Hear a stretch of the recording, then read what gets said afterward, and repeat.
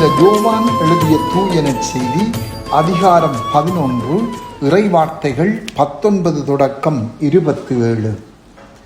சகோதரர் இறந்ததால் மார்த்தா மரியா இவர்களுக்கு ஆறுதல் சொல்ல பலர் அங்கே வந்திருந்தனர். இயேசு வந்து கொண்டிருக்கிறார் என்று கேள்விப்பட்டதும் மார்த்தா அவரை எதிர்கொண்டு சென்றார். மரியா வீட்டில் இருந்து விட்டார்.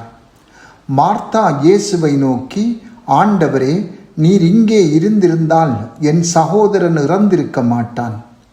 இப்போது கூட நீர் கடவுளிடம் கேட்பது எல்லாம் அவர் உமக்கு கொடுப்பார் என்பது எனக்கு தெரியும் என்றார். இயேசு அவரிடம், உன் சகோதரன் உயிர்த்தெழுவான் என்றார். மார்த்தா அவரிடம், இறுதி நாள் உயிர்த்தெழுதலின் போது அவனும் உயிர்த்தெழுவான் என்பது எனக்கு தெரியும் என்றார். இயேசு அவரிடம், உயிர்த்தெழுதலும் வாழ்வும் நானே. என்னிடம் நம்பிக்கை கொள்பவர் இறப்பினும் வாழ்வார். உயிரோடு இருக்கும்போது என்னிடம் நம்பிக்கை கொள்ளும் எவரும் என்றுமே சாக மாட்டார்.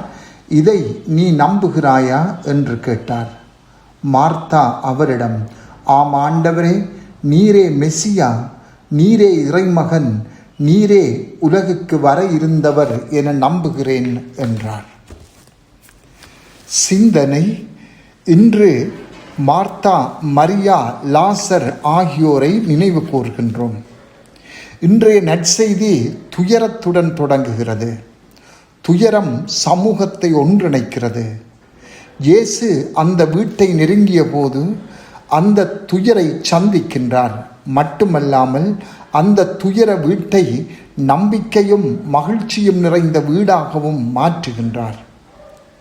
மார்த்தா, மரியா, லாசர் ஆகியோர் உடன் பிறந்தவர்கள், இயேசுவின் நெருங்கிய நண்பர்களும் ஆவார். இயேசுவும் சீடர்களும் அவர்களின் வீட்டிற்கு சென்றபோது தாராளமாக வரவேற்கப்பட்டனர். லாசரை பற்றி அதிகம் அறியப்படவில்லை. ஆனால் மார்த்தாவும் மரியாவும் ஆண்டவரோடு கொண்ட உறவின் மூலமாக அவர்களின் குணநலன்கள் தெளிவாக வெளிப்படுகின்றன. மார்த்தா பெரும்பாலும் சுறுசுறுப்பானவர், நடைமுறை செயற்பாட்டாளர், விருந்தோம்பும் பண்பு கொண்டவர், நேர்மையாகவும் வெளிப்படையாகவும் பேசுவார். துயரத்தின் மத்தியிலும் கிறிஸ்து இறைமகன் என்று அறிக்கையிடுகின்றார்.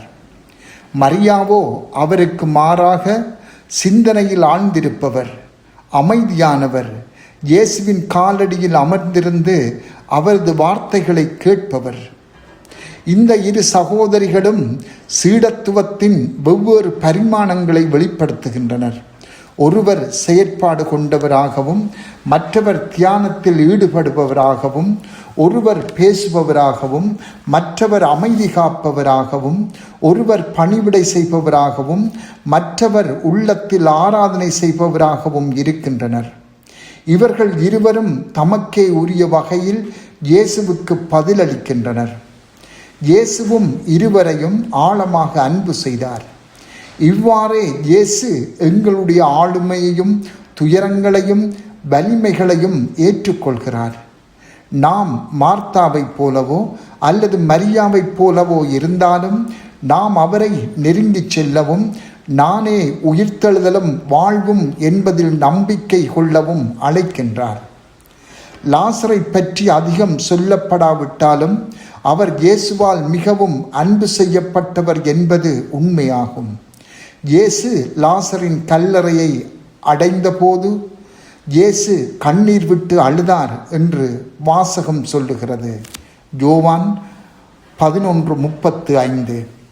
திருவிவிலியத்தில் உள்ள மிகச் சிறிய வசனம் இதுவே, ஆனால் மிகவும் ஆழமானது. லாசர் இயேசுவின் வல்லமைக்கு வாழும் ஒரு சாட்சியாக விளங்குகின்றார். இவ்வாறு லாசர் மௌனமாயும் ஆனால் ஒளிரும் நம்பிக்கையின் அடையாளமாகவும் நிற்கின்றார்.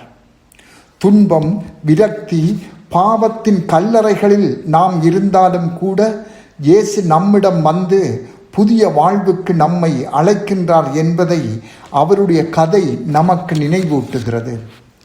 இந்த உடன் பிறந்தவர்கள் வழியாக கிறிஸ்துவின் மனிதத்தன்மையும் வெளிப்படுகிறது. இயேசு அவர்களுடன் நட்பு கொண்டிருந்தார்.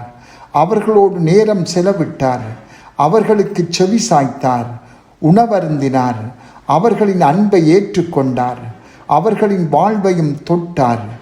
இயேசுவும் இவர்கள் மேல் கொண்ட அன்பு தனிப்பட்டது, உறவு சார்ந்தது, மிகவும் மனிதத்தன்மை கொண்டது. அவர் பொது வாழ்வின் மத்தியில் இயேசு இளைப்பாறுதலையும் தோழமையும் கண்ட இடமாக அவர்களின் வீடு இருந்தது.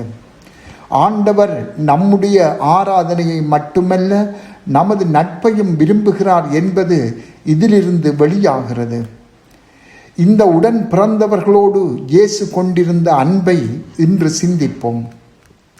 இயேசு எங்கள் வீடுகளிலும் வாழ விரும்புகிறார் என்று அறிந்து கொள்வோம். எங்களோடு தனிப்பட்ட உறவு கொள்ள விரும்புகிறார். எங்கள் வீட்டை தனது நிலையான பிரசன்னத்தின் திருத்தலமாக மாற்ற விரும்புகிறார். அவரை வரவேற்று உள்ளே அழைப்போம். மார்த்தாவைப் போல அவருக்கு பணிவிடை செய்வோம்.